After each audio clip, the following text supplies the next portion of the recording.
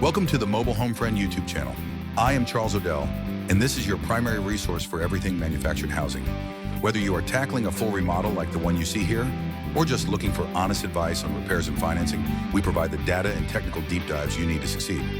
Our mission is simple: to help you save money and improve your home through first principles logic and transparent cost breakdowns. For the full technical guides and even more resources, visit us at mobilehomefriend.com. Welcome to another deep dive from Mobile Home Friend. Today we are looking at how to maximize your return on investment with flooring replacement. Now, we're not just talking about making things look pretty. We're talking about a strategic investment that can literally transform the value of your property. And we've got the perfect story to prove it, straight from our latest research at mobilehomefriend.com. Oh yeah. So let's kick things off with a real-world story we like to call the $3,000 flooring lesson. This was a deal that, from the outside, it looked like an absolute nightmare, but as you're about to see, it was actually a gold mine in disguise. And this quote right here, it really says it all. The seller was so focused on the awful beat-up flooring that they just couldn't see the real value of the home anymore. To them, it was a massive problem, but to a smart investor, it's a massive opportunity. Right, and here's the kicker. The bones of this place were solid. We're talking a newer HVAC system, brand new vinyl double-pane windows, all the expensive, boring stuff that nobody wants to pay for but costs a fortune to replace. On paper, this home was an easy $9,000 or $10,000 property.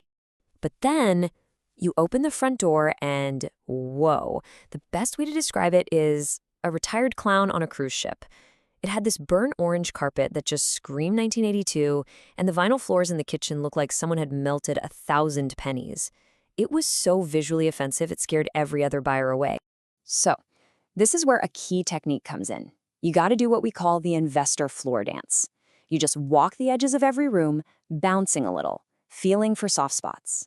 And sure enough, in the kitchen and bathrooms, it felt spongy. Like the subfloor had turned into wet oatmeal from years of little leaks. And this is the truly wild part. We got the home for $3,000. That's it.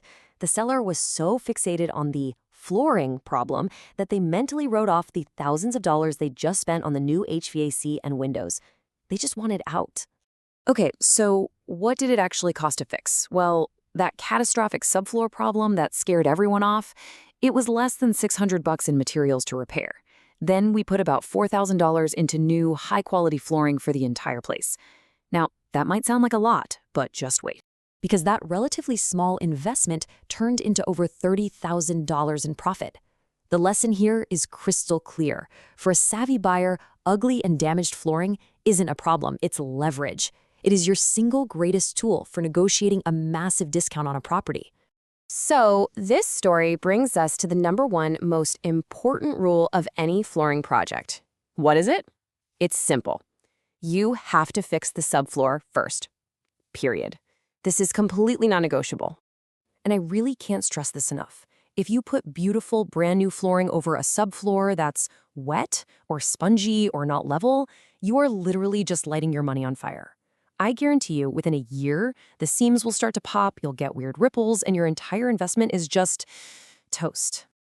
Okay, so before you even think about laying down that first plank, you've got to do these 3 checks. First, grab a long level and check for any major dips or hills. Second, do that investor dance we talked about. And third, and this is crucial, if you find any moisture, you have to find the source, a leaky toilet, a bad seal on a window, and you fix that problem first. Look, we get it. Ripping up a subfloor can feel like a really big, intimidating job. That's exactly why we put together a complete step-by-step walkthrough. You can find our complete guide to mobile home subfloor repair on mobilehomefriend.com, and it'll take you through the whole process. All right, your subfloor is rock solid. Now we get to the fun part, picking the actual flooring. But with all the options out there, how do you know which one gives you the absolute best bang for your buck? Well, let's just look at the numbers. For a typical 1,200 square foot home, you can see the cost ranges here. And what you'll notice is that a full luxury vinyl plank, or LVP project, is going to land you somewhere between, say, $4,800 and $9,000. Now, it's not the absolute cheapest option up front, but believe me, it provides by far the best long-term value. So why is LVP worth it? It comes down to one word: water. LVP is 100% waterproof. You could literally submerge it in a pool. Laminate, on the other hand, is basically just wood fiber and glue. That means one dishwasher leak, one overflowing toilet, and the whole floor will swell up like a sponge and be totally ruined. That's a risk you just can't take. So for us, the ranking for return on investment is really simple.